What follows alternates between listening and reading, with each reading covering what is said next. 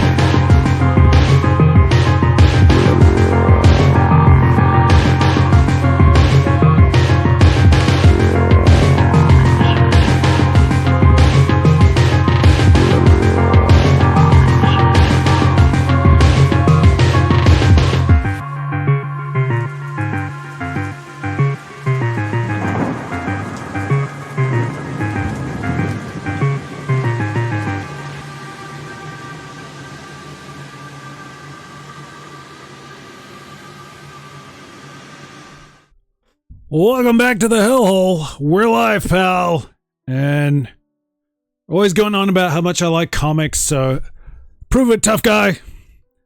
I've over the last couple of months, so I guess the ongoing saga right now in the Hellhole, and one of the reasons I'm not streaming very often lately is because we've got construction going on in the building, and there's been a stall, so we got like hacked up floors, we got plastic hanging everywhere. I need a care package. I need something to lift my spirits, to keep me in the fight. And over the last month, I've been dipping into the coffers, getting some comics. So that's what we're here to talk about. Get rid of my box. The notion that this is a true unboxing. The box is merely a formality. These are some of the things that have been getting delivered. I got one today. I'm internet sensation Mick Lucifer. This is the Hellhole, and like I said, always talking about comics. We got a comic book playlist over on YouTube, but there's not enough comics in there. I think I've done one comic unboxing when I got some stuff and some manga. You can see there's a manga component here as well. Hey, big shout out to everyone who's checking out the archive on YouTube on that matter, because we've got over 100 subscribers, which is very exciting. Seems like it's not running back. I was a little suspicious. I thought maybe there were some bots. I thought maybe that number was going to dip back down. So far, so good. Shout out to Akimeru. Really enjoying your comments regularly on the Capcom Wrestling Association stuff. The CWA thing has sort of been the thing that's been keeping things somewhat regular, keeping us somewhat active. So great to see people checking that out and following, subscribing, doing whatever. Make sure you hit that follow and subscribe over here on Twitch. We're live to Twitch. That's how this stuff works. I guess I should make sure that my mic and everything is working. We're gonna get into it. But yeah, Capcom Wrestling Association is kind of the big thing going on. We've done some like marathons over the few weeks with the Crash Carnival over on Twitch, but generally it's a YouTube thing every Saturday. Trying to keep that going as much as I can. I've been managing week to week to keep it going for a few months now, so the action is unfolding. We got a big one coming up this Saturday, so things are developing, because it's kind of been the last month has really been dedicated to this Blood Wrestling Association sort of invasion angle, if you will, and we're working through it. Some big things coming this week. Last week was a little bit of a downer, so don't worry, we're gonna bounce back. But again, yes, thank you for everyone checking that out. Make sure you comment, make sure you like. Check it out. Tell people that might be interested, because it's been really tough to find those Capcom fans that like the wrestling stuff and would be interested in this stuff. And I know they're out there. Back in 2009, I was doing, I was writing about comics. I was writing about Saturday Night Slam Masters and the idea of bringing it back. I was writing fake results on oneup.com, which was a great gaming website. Not around anymore, but it used to be really good. I know you're out there. We got to find them. Let's get on with this, though. We got comics, and you can see, well, I guess we'll get the manga out of the way. I haven't read a lot of Golgo 13, so I'm kind of interested to dabble in this. I picked up this one nice and cheap. Nice to get those deals sometimes, like on Amazon, when there's like one left, and then out of nowhere they'll drop it like rock bottom price. So I snapped up one of the last ones of this. I think I got a previous one that might have been the last copy they had.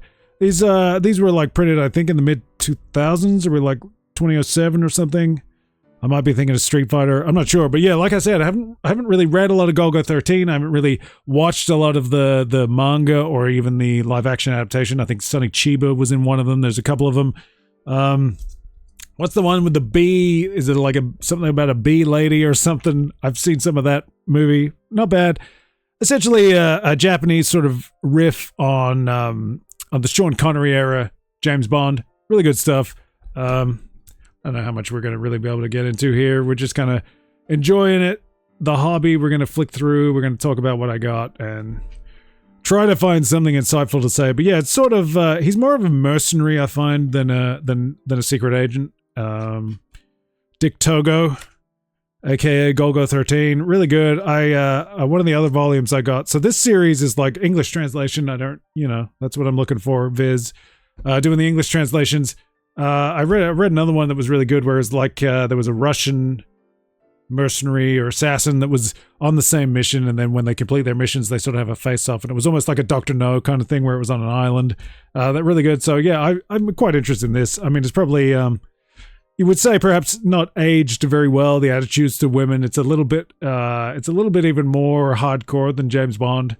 You know, he's betting women. My impression of Golgo 13 is sort of like a little bit like Wolverine in more recent years. There's sort of the kids start showing up and the kids want to take him down, so that's kind of funny. I've been going since the 60s or early 70s, but very much, he's more modeled on the Sean Connery Bond than the Roger Moore, which would have been contemporaneous. A lot of adventures, and I really like some of these things. They got like good extra stuff in the back. One of them, I think the other one that I got had like his speculation about his wealth and his expenses and all things like that, and how he's distributed his money. Because over the many decades of ongoing comic adventures, it's the same as American comics. You're accumulating a massive volume of stuff, and I think there is a recognition of the passage of time through Golgo 13. So it is sort of, it's not necessarily real time, but he is sort of experiencing the 21st century and all that. So from over those decades, he's amassed this like absurd amount of wealth, and then he sort of dumps it here and there. Really good. But yeah, so really good to get some Golgo 13, and that's the kind of stuff I like sometimes, when it's things I'm maybe aware of, interested in, haven't been able to get to. You get a little bit of a fresh taste. But of course, you got to have something that you like. Some classics. X-Men, again, these epic collections, Amazon US in particular, have been doing some pretty good discounts, really, like 40, 50, 60%, and that's what really makes these appealing. I'm not a rich man. I gotta get my deals where I can, because like and subscribe is all I'm saying, because I could use it. But this was a good one to get. X-Men. This is sort of going back to the period where I guess maybe not everyone knows that X-Men was not necessarily very successful initially. It was the Jack Kirby, Stan Lee stuff is really good. If you go back to it, holds up really good. But there is a period where X-Men becomes a reprint of just those stories. They're just sort of periodically going on a cycle of reprinting them, and there's this big sort of lull where there's no new stories being created up until the Giant Size X-Men in the 70s. Like, what is that, 72 or something like that? Maybe 75. Get my numbers a little bit foggy. It is quite late here. But so this trade, it's always darkest before the dawn. That refers to the fact that this is the Lost Years, essentially. I think even, was it Kurt Busiek did a series called X-Men The Lost Years, which sort of played in that gap, which is a great idea, because it's like, I forget how many years it is. It's probably like 6 years or something, where there's no new X-Men stories being generated. It's just reprinting old stories. So this is the period where X-Men start to become guest characters and stuff. That's how they're keeping them alive, and Marvel does keep them alive. They clearly see the potential of the mutants in the X-Men. We know the phenomenon it becomes and has become. Boy do we ever right now. We're in an X-Men renaissance in the current era with the X-Men 97 animated series, with some of the references that they've been working in the movies. We had Kelsey Grammer appearing in the Ms. Marvel series as a full-on like comic inspired beast. We had Professor X showing up in Multiverse of Madness with Patrick Stewart, all that stuff. But the comics are also in a great period, and we'll talk a little bit more about that. You'll probably get a sense of why. But yeah, so this is a great period of just sort of like curiosities, and they almost start to look for the potential spin-offs. Like, who are the solo characters that they can maybe spin off? So you get like Iceman showing up in Spidey. I forget. It's probably quite a while before Spider-Man and His Amazing Friends, where it's Spidey rooming with Iceman and Firestar. I was never into that show. I didn't really see it a lot as a kid, but I wasn't really into it. A lot of good Spider-Man cartoons. That maybe wasn't one of the ones. You can see these are some of the reprint covers, and that's one of the great things about this tray is that it really puts into perspective what's going on at that time. So you can see like X-Men 68 is reprinting X-Men 14 and 15, so on and so on. And a lot of some of these stories do connect back to those original X-Men issues, so it's not like nothing was going on. But yeah, so all of these are issues of other series that the X-Men have crossed over, and even in some small ways. This is a great period where it's like Beast comes to the fore. Just trying to must be later on. Yeah, Beast spins off into Amazing Adventures, and this is almost like early 70s is like a really important time for Marvel, walking back some of the comics code and the sort of Frederick Wortham, McCarthy era sort of grilling the seduction of the innocent period where comics, EC Comics gets gutted, a lot of horror is taken out. Marvel starts walking that back in the 70s, and you get like this horror boom. Morbius is a big part of it. Ghost Rider's in there. Man-Thing is an early one. Son of Satan, all of those. Beast is actually kind of part of that, because this is the point where he becomes the hairy beast. Before that, he's a bald guy. He's just a bald guy with big hands and feet. He's sort of bulky. He's a little bit of the Thing. The X-Men are almost comparable to the Fantastic Four. He's kind of the Thing of the group, but he's not quite as grotesque. He doesn't quite have the sort of depressive funk where he's a little bit self-loathing. This is where it happens, though, but it's almost in the context of horror comics that are coming through. You can see he's a bit more gray, purple. This is a reprint. It's the colors are not exact. It's not the same paper. You're not getting the same quality, but you can see like Henry McCoy, Beast, goes off on his own, and then he experiments on himself. He's developing sort of like a serum that's isolating the enzymes responsible for mutation. He's doing general research in the private sector, and then there's some espionage afoot.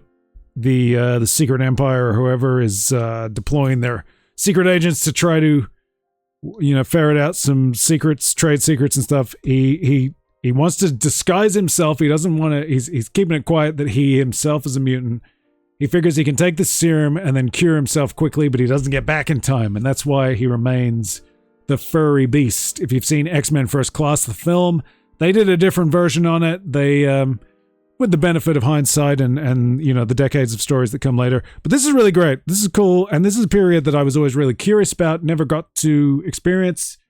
I don't know if there were many reprints in the past. You can see he goes up against Iron Man in an early issue. It's sort of it jettisons its horror comics vibe pretty quickly. There's almost like a romance comic aspect too. They're really experimenting. Interesting though, you don't necessarily think of Beast as being the character who would have been the spin-off star, especially lately where he's almost been recast as a bit of a villain in the X-Men comics, which is a shame. But yeah, a lot of good stuff, and it does sort of reconnect with the X-Men aspect of it really quickly. He ends up with Eunice the Untouchable, Blob, and Mastermind. They're sort of like the remnants of the Brotherhood of Evil Mutants. You don't have Magneto, you just have those guys. So there's really good stuff in all that. Beast finds his way into Hulk, which was one that I was looking for, because that's an issue that always intrigued me.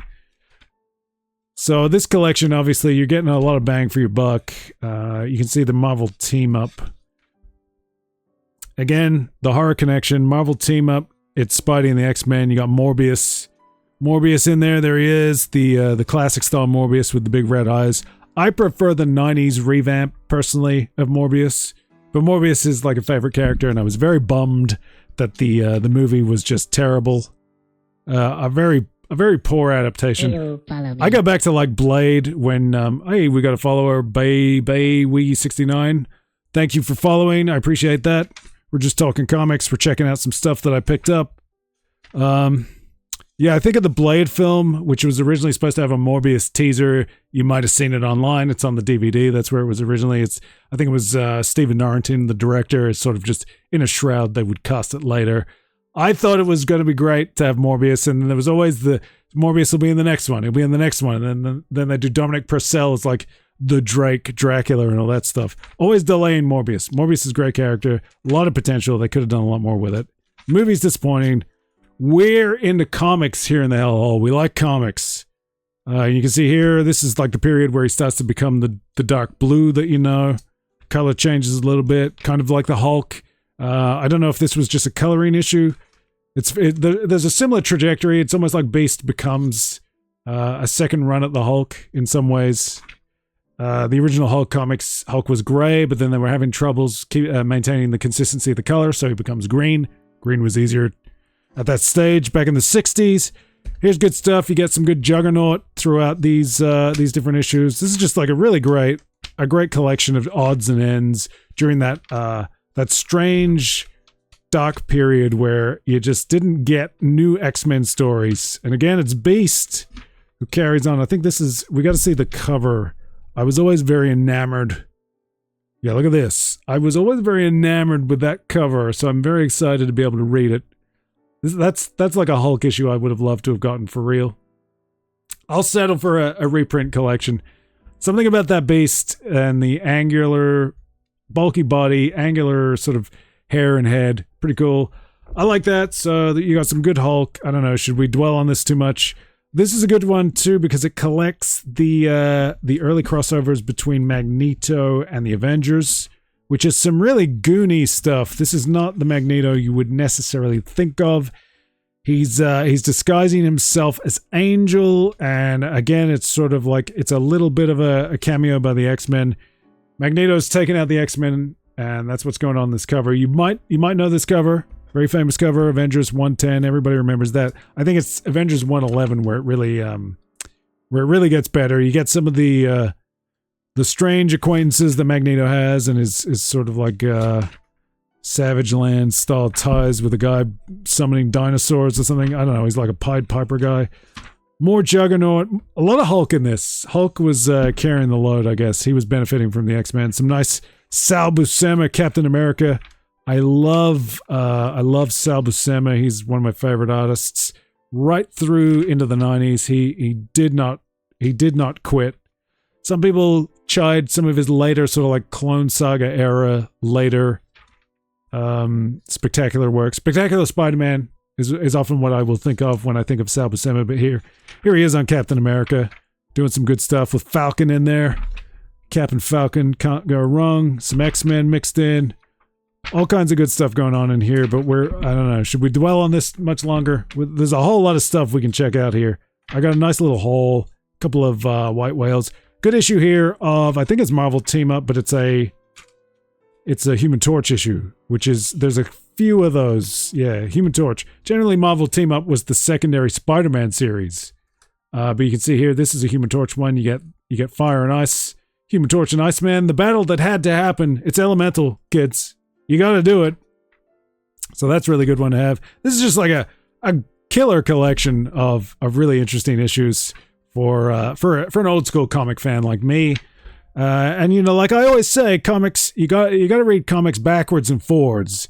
If you're just dwelling on the new stuff, you're not getting all the good stuff. There's a wonderful wealth of back matter. I don't like digital comics. I like to be able to hold them, flick them, you know. I like to be able to slap someone with them if I have to, make them into like a Jason Bourne style improvised weapon. I always like to think of like an atlas, you know, if you want to check out two separate things, look at that. You can't do that in digital. I could be looking at 2 pages, totally disparate, with ease, with a matter of seconds. No load times, kids. It's called paper. Live in the now. But you know, I'm shitting on digital, but if you get like a Marvel Unlimited or whatever the services are that are out there, it's a great way to get a cost-effective and a low-risk way of checking out some of the classic comics. Take advantage of those digital reprints where you can, and develop your tastes, because I know there's a lot of consternation about what's new reader friendly. To me, you know, first bites with the eyes, or if you've seen a movie, if you watched some cartoons, if you played some video games, who are the characters you like? Okay, now you know somewhere to start, and just find any old thing that's got those characters. If you're really worried about like getting the bad stuff, you can ask around. You can go to different websites. Secret Wars on Infinite Earths is a wonderful website to check out. Comic Book Fight Club.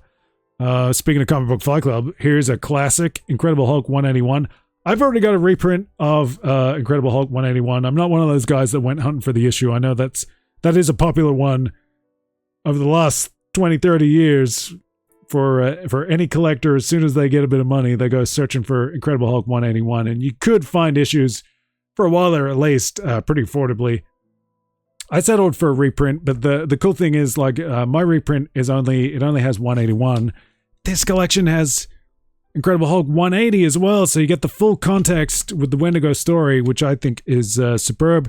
So yeah, basically, this is all around a fantastic volume. These epic collections are fantastic. I got a couple of them. I got a couple of X-Men. I actually have the giant size X-Men one where things get rebooted. I got a Fantastic Four one. Love Fantastic Four.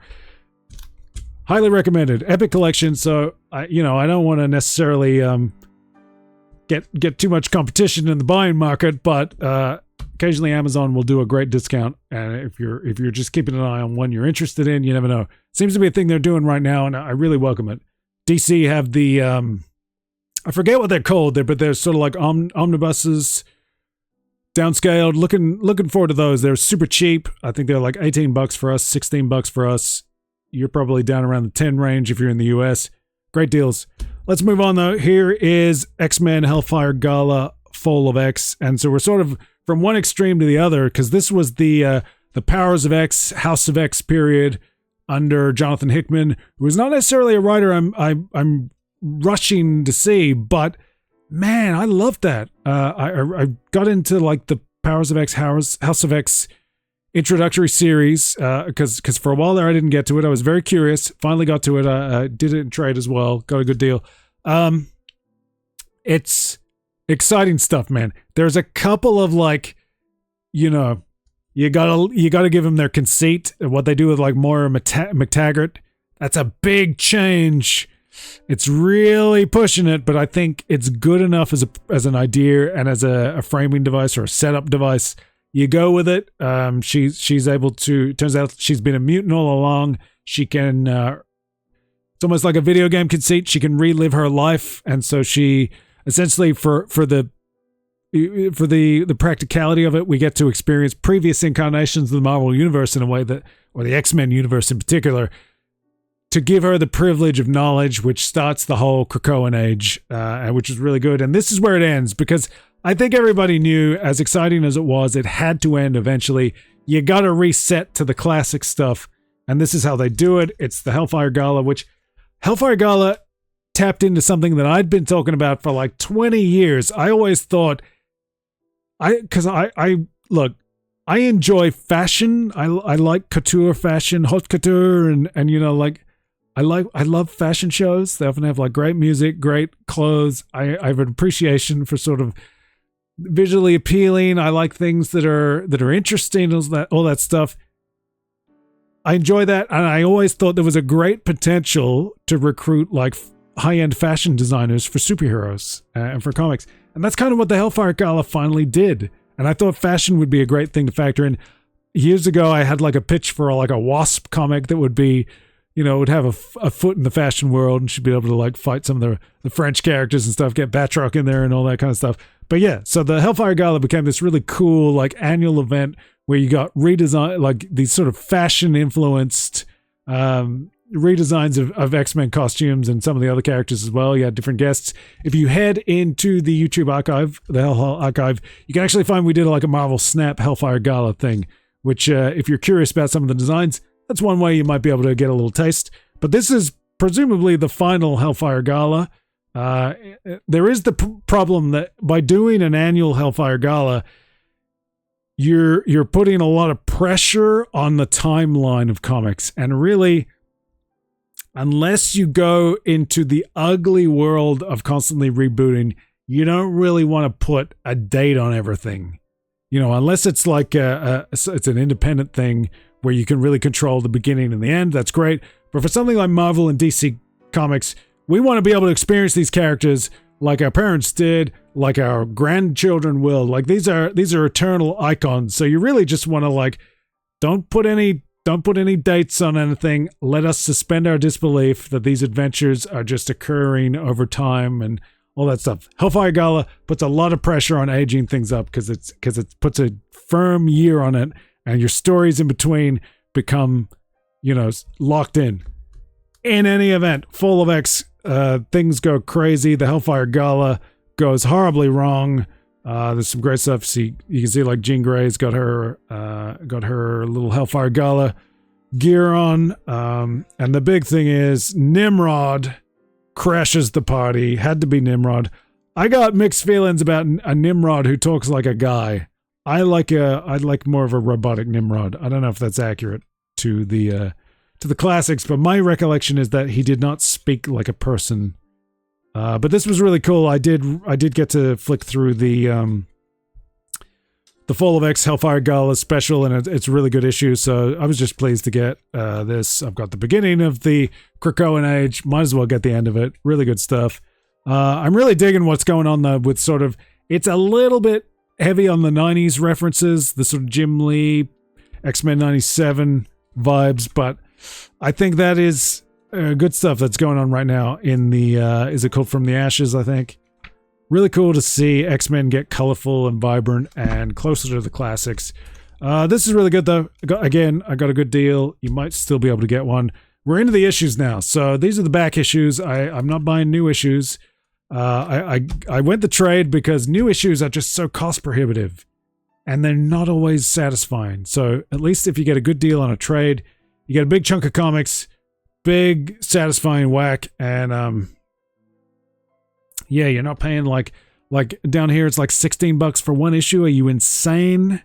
Comics, the whole point used to be that like you had some change, you grab an issue, you check out what's going on with your favorite characters, and no big thing. Now it's like this big investment. Don't like that. But anyway, we're back in a period where you could just dive in, and I'm picking up some sort of, some holy grails, some not so much. I was not the biggest Rob Liefeld fan at the time. I'm probably still not, but I don't hate the guy. I don't wish him ill. But I have been sort of dabbling in the New Mutants. I was always a little bit curious about the New Mutants period. And I just filling in some gaps. Got this at an insanely good price. You can see this is one of those ones where like the printing might be a little bit off, or the binding. That used to happen sometimes. So in terms of value, maybe this isn't the most valuable issue. It's a little bit askew, the front cover in relation to the staples and the spine. But yeah, this is a cool issue. I don't know if we want to. I don't know how much we want to be like dwelling on each issue. Can't see my clock, so time will be a factor, but hey, we're here to talk comics. We might as well enjoy it while we can. It's pretty late in the AM here, so I'll probably start losing energy real soon if I even really showed up with any. But this is cool. So this is like, why is this like a chase issue? It's just because Wolverine and Cable go at it here. They're on the cover, but I do like these late 80s layouts Liefeld did, and we all know the flaws in the artwork. They've all got that strange Liefeld face, which I don't want to insult too much because it's clearly based on his own face. Oh no, it's fine. Look at this. This is cool. Some of these might be swipes, homages, but yeah, almost like a. Infusing it with some of like the manga energy with just the horizontal lines creates that like kinetic charging action stuff. I like the designs, the character designs. Again, there's a bit of a manga influence. You can see that in Liefeld and McFarlane, sort of the Otomo. The guys, the cartoonist kayfabe guys really did great raising awareness of some of those things. They pulled out specific like sources from Akira and stuff where like McFarlane is using Akira boardrooms and stuff like that. Love those guys, miss those guys. Go check out Cartoonist Kayfabe. There's a wealth of stuff on YouTube, and that's really, I mean, what I'm doing here is a little bit inspired by Cartoonist Kayfabe. We're broadening our pop culture, you know, pies on the Hellhole, trying to address some of my interests and share that with you, share the wealth. Yeah, this is a cool issue. One that I was always a little bit curious about because, you know, I like a bit of Wolverine. It's the brown costume era. New Mutants, you know, has some nice layouts, nice designs. I was never the biggest fan. I try to think. There was a couple of issues that did always fascinate me, and I got one of them. It's the one with the blob. If you know the issue, I forget what number it is. Is it before or after this? It might be a little bit closer to the Deadpool issue. I don't know, 89 or something, where it's the blob looming behind Cable. I used to always see that issue like at the comic store and be really interested. There was something to do with it. There used to be like a different entrances to get to the gallery where the comic store was, and one of them was like an escalator, and there was stuff like in a glass display. It's very nice. I don't know. You probably want to appreciate that. Marvel Comics presents number 100. This is just a cool issue. I've been filling in the gaps on the Marvel Comics Presents where I can, particularly isolating like ones that have stories of interest. Marvel Comics Presents, really cool series, anthology series. So it used to be like, you know, I prefer the earlier ones, if I'm honest. You get a little bit of Liefeld in some of those earlier ones doing Wolverine. Wolverine was often the featured cover character, but it was like 4 stories that you'd get some really obscure characters in there, and then you'd get like a feature story, and it was like anthology, 8-page chapters telling a story over multiple months. Anthology comics, particularly in American comics, apparently don't do very well. I think people, you know, it makes sense. You see the proliferation of trades, even the injection of manga into the market and stuff, and the domination there. People want to get, particularly like American readers, I think, they want to get that sense of having more of a complete experience, a more complete story. That's some of the pressure that's on single issues, and there is that sort of anxiety in people where they're really concerned about like new reader friendly. And I always say, if you can read English, it's new reader friendly. If you can read the language that the issue is in, they're all pretty much new reader friendly. Maybe a little bit worse in more recent years where they are really like concerned about hook and yawn and the trades, writing for the trade. Sometimes they're writing for digital, and you get weird the pacing goes out weird and stuff. But anyway, we're in the classics. Marvel Comics Presents 100. It's a rare case where each chapter will actually continue the story. So again, usually they're disparate, they're totally unrelated, but for the 100th issue they did 4 stories with Nightmare with different characters, so different feature character. This is the period where you get the flip covers. So there's actually 2 covers. Actually, it might not be is it flip? It's not a flip. It's just they've just done one back and front. That's all. One where Wolverine's smashing Ghost Rider up against the logo, and on the back you get Ghost Rider crushing Wolverine. That's a good bit of fun. That looks like Sam Keith to me. Yep, I presume that's Sam Keith. Yeah, so you get like Ghost Rider. Here's Doctor Doom. Doctor Doom's a big character right now because of the Robert Downey Jr. casting, which I still think is a little bit lame.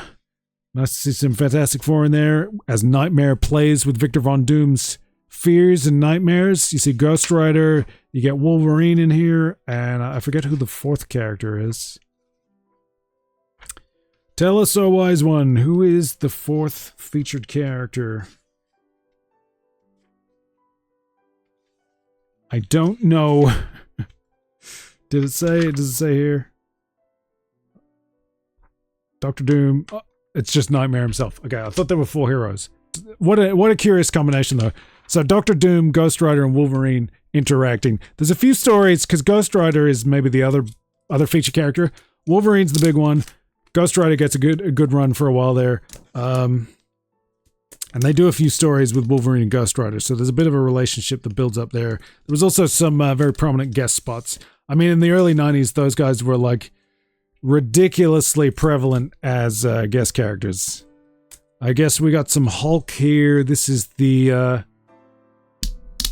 this is not maybe my favorite period, the Jeff Loeb period. I do actually love Ed McGuinness drawing Hulk, so that's part of the appeal of this. It's Red Hulk. It's an early Red Hulk issue. I think I had, because I've never been like a subscription reader or anything. I just get what I can when I can. I think I had the issue before or after this, so I thought it would be nice to be able to get this one. You get like a bit of a Red Hulk Thor battle in here, which is kind of exciting. I think it's the issue after this that I had where like Thor comes back and helps Hulk out. It's kind of like a 2-on-1 situation. And this is the kind of stuff that we like to see over on the Comic Book Fight Club. Always a consideration. SecretEarths.blogspot.com. Check it out. It's a bit of fun. Yeah, so this was sort of like a bit of a whim. It was reasonably priced, which Red Hulk issues aren't always. So I just thought I'd grab it while I was there and have a bit of fun, connect a dot with an issue that I already had. Here's another curiosity, Guardians of the Galaxy. Very different to the movies. This is the 90s Guardians of the Galaxy. This one is an Infinity War crossover tie-in. And one of the reasons that I've always been interested in grabbing this issue, Guardians of the Galaxy number 28, is that it crosses over with the contemporary timeline. So Guardians of the Galaxy is set in the future. I think it's like, is it the year 3000? Is it the 30th century? It's sort of, it was almost Marvel's answer in some ways to Legion of Superheroes future, but you get some villains from the present time. And I love my name villains. So Doc Ock's in there. You got a whole heap of freaks. Titania, Oddball. I got on a real Oddball kick earlier this year. Absorbing Man, so I guess it's like a version of the Masters of Evil. Just an interesting issue, not necessarily a particularly good one. I did grab it because it was really cheap. I remember a couple of times when I've tried to get this issue before, it was just absurdly expensive. I was not gonna spend a high price on that, but really cool just to kind of see the classic Guardians of the Galaxy going up against some classic comic book villains. You can see, look, they've even got Shocker in there.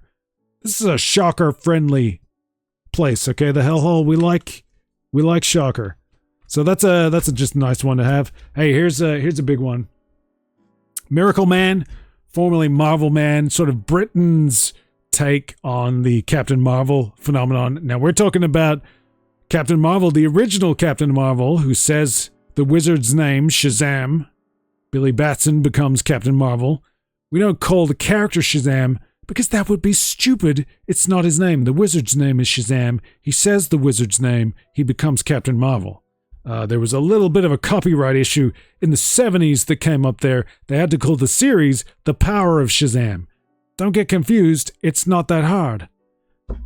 Miracle Man, again, a little bit of a copyright issue. So he was Marvel Man. And they don't like that. You got to change that. Becomes Miracle Man. This is a series, so particularly like this revamp series. Mick Anglo was the original creator.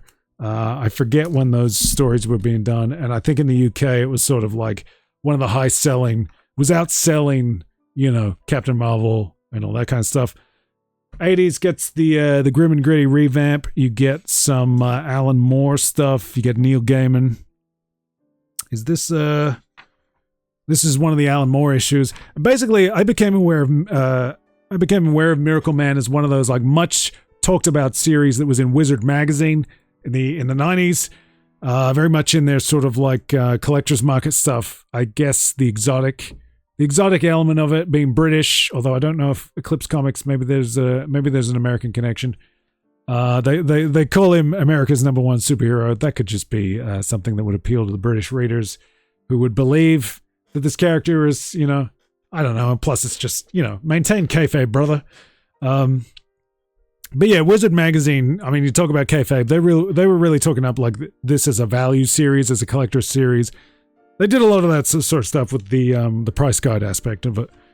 And because you got to remember, Wizard magazine came out of, is it Gareb Shamus or one of their parents owned a comic store or something, and it was sort of, it's a whole tangled web. But yeah, so I was always curious about this. Love that sort of 80s punkish, sort of postmodern, deconstructive stuff, a little bit cliche. And obviously Alan Moore has misgivings about how it's influenced culture. And And what I always say about Alan Moore and his sort of grumpy rantings about the state of superheroes, about the state of movies, about the state of the audience consuming them, he's kind of right. He always has a point. He's kind of right. I'm not actually a disciple of Alan Moore. I've never been overly enamored with Alan Moore, partly because a lot of my reading was post-Alan Moore. It's like post-Watchmen, that kind of stuff. So I've consumed too much of the influence to totally embrace the influence. But again, as it's become manhandled, exploited and stuff, I do actually start to appreciate, just let Watchmen be its own thing. Let's not whore it out. Let's not prolong it too much. It's a tricky one because there was that whole before Watchmen thing and he had some killer creators. I was really interested in what Darwin Cook was doing. And I was torn because I agree that sort of Alan Moore's, he had no involvement and maybe wasn't happy about it. I forget what his exact stance was. I don't want to speak for him, but there was a sense of, leave it alone, which I do agree with, but also so much of Watchmen, and that's what baffles me sometimes about the way it's discussed and the way it's consumed. Watchmen is like a love letter to being a fan of comics and just jump in, read an issue. It's again going back to that idea that people are concerned about new reader friendly stuff. The pirate comic stuff, sometimes people skip the pirate stuff, and really it's just giving you a taste of comic book fandom in a lot of ways. And so much of Watchmen is it's just like a love letter to superhero comics and comics in general, and just reading monthly issues here and there, not necessarily as a great single volume. So in that respect, so much of it, the way it sort of it works with the generational aspect and the golden age. I love the golden age of superheroes comics. All of that really speaks to the idea that Watchmen should continue backwards and forwards. Like I was saying, you read backwards and forwards. There is a past, there is a future, and we're living in the present. Yeah, so I always think Watchmen, it's not egregious to continue it or to want to continue it. But I think its status as a work is so much better as a single volume with a single authorial voice, in so much as the collaboration between Alan Moore, who is notoriously, detailed in his scripting, and Dave Gibbons. Fair enough. Let's keep flicking though. I've kind of paused.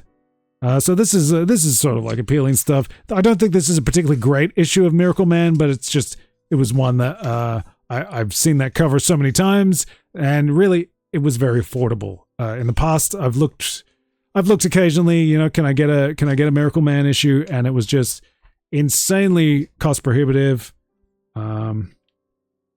This was affordable, so I thought I'd finally get myself one because I don't have any other issues. Marvel have done reprints. Marvel sort of navigated the absolute quagmire of the legal status of the character, and I think there was deals with Neil Gaiman. There was the whole issue where it's sort of Todd McFarlane thought he had acquired everything, and then that all went sour with Gaiman and payment issues, and Marvel were the ones that sort of came out on top of that, but I haven't really messed with them. If I can get an original issue, I'd much rather do that than the reprints. Speaking of which, though, Sandman Mystery Theater #1. This is a series that I love. Again, talking about the Golden Age of Heroes. This was a great revamp of Golden Age heroes. Sandman. He'd be one of those pulp-infused Golden Age heroes that I really like. I love all that kind of stuff. I like the Shadow. I like the Phantom. I like Sandman. Sandman Mystery Theater was a 90s sort of Vertigo revamp. I've got some of the trades, and I saw this dirt cheap because kind of Sandman's kind of out of favor. For a while there, it was sort of, I think these would fetch a bit more, and they would be a little trickier to get. I liked the trades were pretty affordable, even though they were a bit thin. So I generally avoid doubling up. If I've got something in trade, I don't like to buy the issues. If I've got the issues, I don't like to buy the trade. But this was so cheap, and I'm just I'm a bit of a fan, really, of the series. This isn't necessarily the most exciting issue, but it's cool to see it in person. Is this Guy Davis? Guy Davis on art, Matt Wagner writing. Matt Wagner's doing some interesting things. Is it Matt Wagner, I think, just with Kelly Jones, did the Dracula, which was covered thoroughly by the Cartoonist Kayfabe guys. That sounds really interesting. Matt Wagner's interesting because he's not really like what I imagined, just looking at the comics back in the day. How's that for a splash? That's really cool. That's what I jive to, man. Just a dude in a creepy gas mask, in a hat and a trench coat. Sold. Nice 3-piece suit. I like I like that 20s, 30s, 40s. I enjoy a bit of Poirot where I can. So that was just kind of cool to get another sort of old interest knocked off. A lot of this stuff, what are we doing? We're just kind of like buying up the things we couldn't get in childhood. That's kind of a little bit of it. You can see there's one right there on your screen again. Nice and cheap. Sometimes if I'm ordering, I'll try to maximize the postage. So if I can get I'll get something that I'm really after, and then I'll get a couple of really cheap ones that I'm interested in. Here's a couple. I got 2 issues of Night Thrasher for Control. It might be a 4-issue miniseries. There was a lot of that going around in the early 90s. They tried to do these sort of 4-issue miniseries. I like Night Thrasher. I just think he's cool. I had the first appearance of Night Thrasher off the shelf when I was a kid. It's an issue of Thor, the New Warriors debut. It's really good. They fight Juggernaut. And I just thought it'd be cool to dabble in a bit of this. I like a bit of the New Warriors. 90s comics feel like they're in vogue a little bit. And I'm certainly getting nostalgic for the early 90s and stuff. I'm enjoying digging into the early 90s. I don't think this is Bengal. But, just some good, very 90s comics, bit of action, bit of plot. Edgy new hero with sort of armored tech gear, and that's kind of Night Thrasher's thing. He's got like a little skateboard, rocket-powered skateboard. He's not Rocket Racer, but, I don't think it's rocket-powered, actually. No, it is. I don't know. Yeah, I just think Night Thrasher's cool. So, throw a couple of those in. Why not? Enjoy them while they're there. Nice and cheap. Here we go. Here's the big one, though. This was I wouldn't say it's a white whale or a grail, but again, this is one of those series where, like, Static. Everybody knows the cartoon Static Shock. You might know him from Injustice. Seems to be a character that has a big following, sort of amongst a younger demographic, particularly the ones who are maybe watching the Static Shock cartoon. But a lot of them maybe don't know the comics, and I don't remember seeing a lot of Milestone comics, certainly not on the newsstands here. They would have been at the comic shop, I think, but I might not have been aware of them. They might have been a little bit more expensive than some of the regular comics. So I kind of missed my opportunity back in the 90s. And then for whatever reason, they were rarely available down here. And if they were really expensive. So I got like a little stack here, really cheap. Which was super cool. So I get to finally experience some Static. Dwayne McDuffie, one of the guys at Milestone, I think. Did he do Static? I think that's right. There were a whole heap of those guys. Christopher Priest.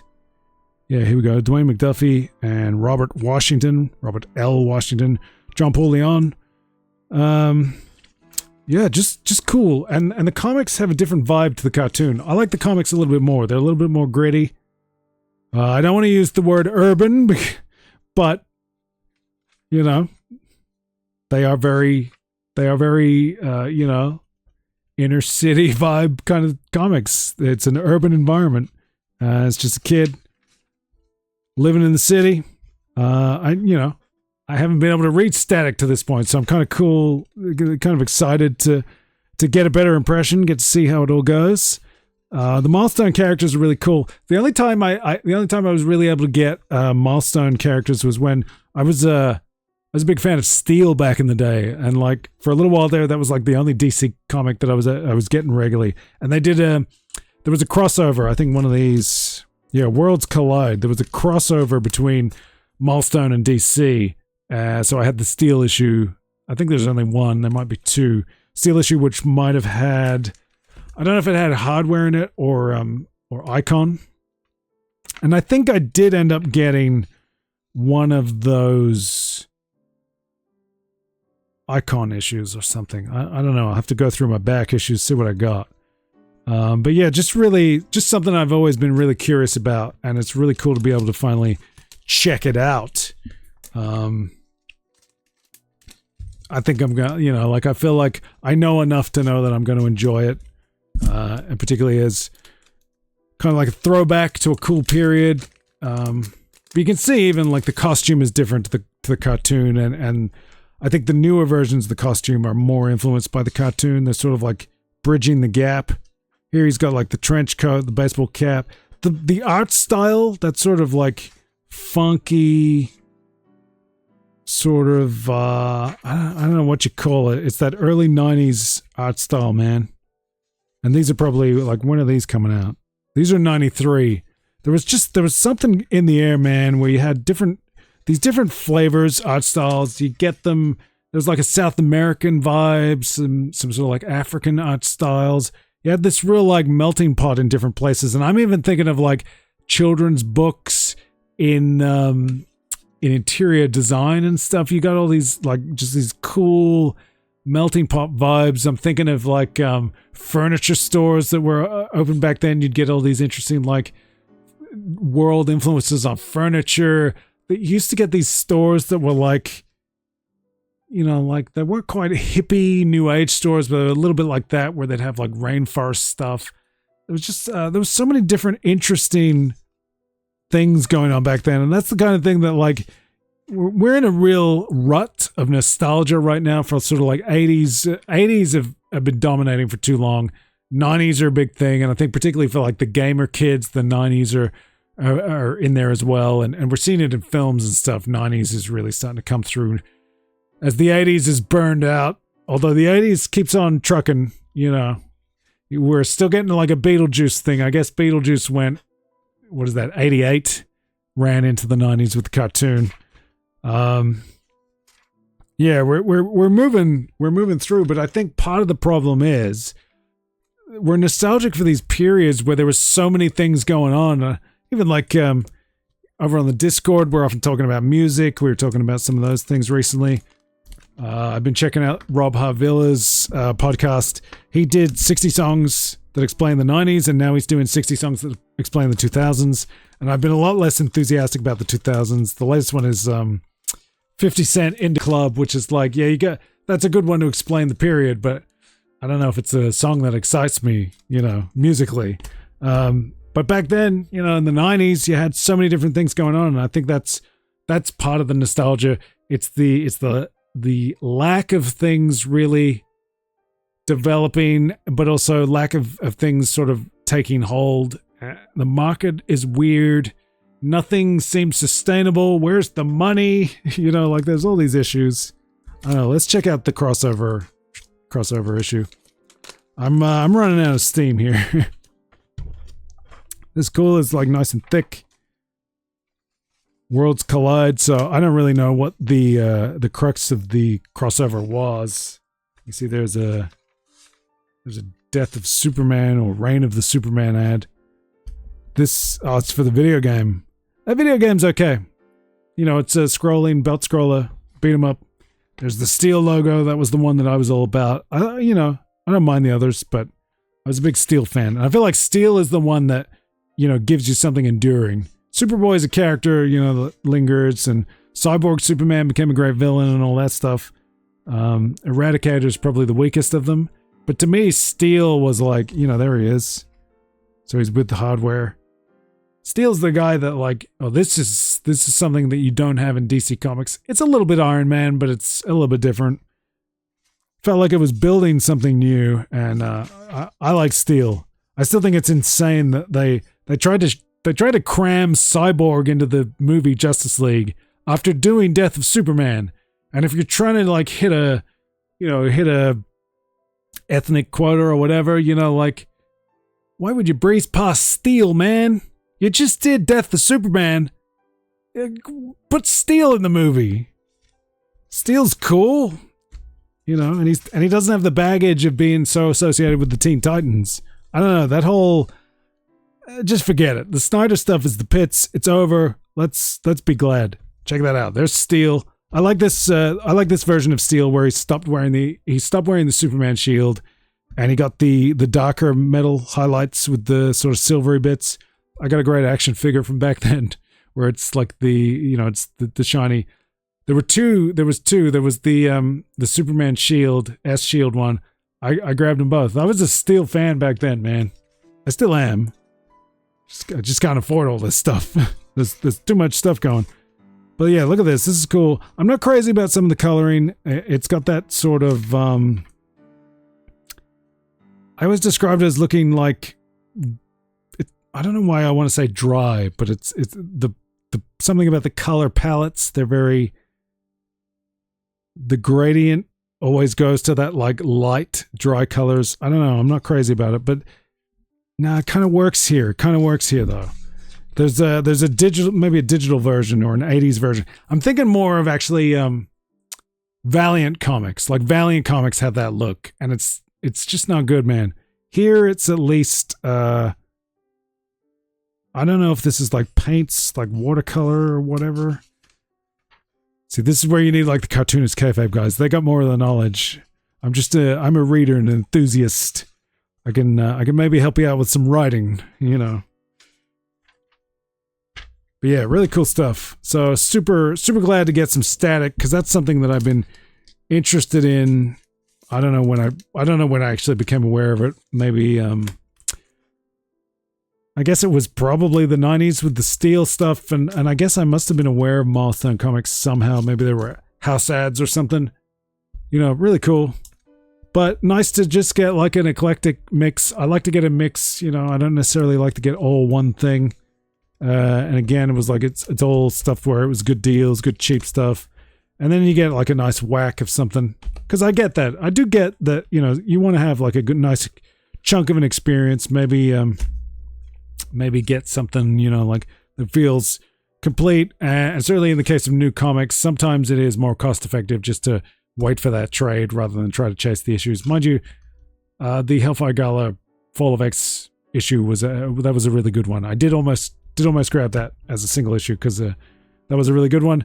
And I guess really though, my big thick epic collection is actually much like the single issues I got. It's just a hodgepodge of things that are good. And we got a little bit of manga because we like all kinds of stuff. There's a weird like tradition in American readerships where there was a real delineation between manga and American comics. I don't know. I always liked manga and anime.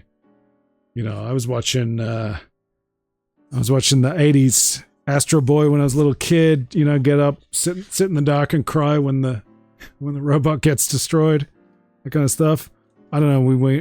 We can come back. We can talk about more things. It'd be nice to do more of this stuff and just get, really, I just want to get like more of my interests, more of the pop culture stuff on the site. But you know, if you're interested, what's going on? Here's an issue of Detective I've been checking out with the Penguin. I'm not really excited about the Matt Reeves stuff. The Penguin TV series looks kind of crap to me. People keep saying it's like peak television, but they said the Batman was good, and I thought the Batman was embarrassingly bad. I thought it was like pubescent post-Nolan 14-year-old fan fiction. I thought it was terrible. It's one of the dumbest Batman I've ever experienced. I got hope for the new Superman film. Been a lot of consternation about Crypto being in the movie. I think that's cool. A little bit of a teaser there. There's a Creature Commandos. Maybe we could talk about Creature Commandos. That might be a good one. I think, what do we got? We got like the first appearance is the Thunderbolts. We did a little thing of that on the Hellhole. You can go check that out on the YouTube archive or search for Hellhole Thunderbolts. We looked at the first X-Men comic I ever got. That was kind of a fun, nostalgic look back. And we did an unboxing once before, but this is what I got. This is what's keeping me going. If you want to help keep me going, make sure you hit that follow, subscribe, hit the like button in the archive when it's there. Definitely leave a comment. It's great to get some comments. Great to hear from you, even if you're just saying, hey, I like X-Men too, or oh, Static, that looks interesting. You don't have to like come up with something brilliant. You know, it's fine. It's great been hearing from Aki Maru on the Capcom Wrestling Association episodes. Saturday Night Slam Masters. It's there Saturdays at 8 p.m. I don't know, Eastern Standard Time. I'm basically, it's 8 p.m. inspired by Raw. There's a big WWF sort of influence. You can see if you're a wrestling fan. If you're a wrestling fan and you like sort of the E-Fed stuff with WWE 2K games, some of this is going to be interesting for you, but certainly if you're a Capcom fan, if you're a fan of Saturday Night Slam Masters, then this is all sort of love letter. But you got Zangief in there, you got Alex, you got Rainbow Mika. I've really sort of looked at the full catalog of Capcom wrestlers, and we got a little bit of an SNK vibe. We're doing Capcom SNK because Street Fighter 6 has Terry Bogard already available. Mai Shiranui's coming, and what is it? Is it what's the SNK game that's coming? Is it Fatal Fury? I can't remember what it's called or which one it is. Yeah, it's Fatal Fury Call of the Wolf. Is that what it is? They've got Chun-Li and somebody else, Ryu, Ken Masters, somebody. The exchange is coming. I would like to be doing more stuff with game trailers, but I haven't been able to get to that. Check that out. There is an archive. I like the idea of sort of just having this archive of reactions to trailers, or at least a collection of trailers. But yeah, so Capcom and SNK are doing a lot of crossover stuff with Street Fighter 6 and the upcoming Fatal Fury. So I figured we'd do some with the CWA stuff as well. We've got King of Dinosaurs in there, but it's not the end. There's between the two games, there's four DLC characters in Fatal Fury. They got 2. SF6 has 2. We might end up with 4 too. I don't know. I don't want to spoil stuff. I'm having fun. It's a nice little bit of storytelling. I care about storytelling. I would love to be doing more storytelling. I probably, if I could be doing anything right now, I'd be making my own comics. I don't really have the money to do that. I would really need some more money. So we need to get more followers and subscribers so I can put ads on my stuff and generate some money. And then we'll do some stuff. I don't know. Maybe I'll bring in some of the stuff that I've worked on before and talk about it. I don't know. I don't really like to do that too much. This has been good. I like comics. Do you like comics? Make sure you tell me in the comments. And thanks for the follow. What was it? Bay? Somebody? I don't know. I can't see it now. It's not on my screen. I've been completely failed. I'm tired. This construction is burning me out, man. Everything's burning me out. I'm a tired mess. Adios, amigos. Godspeed. Go read some comics.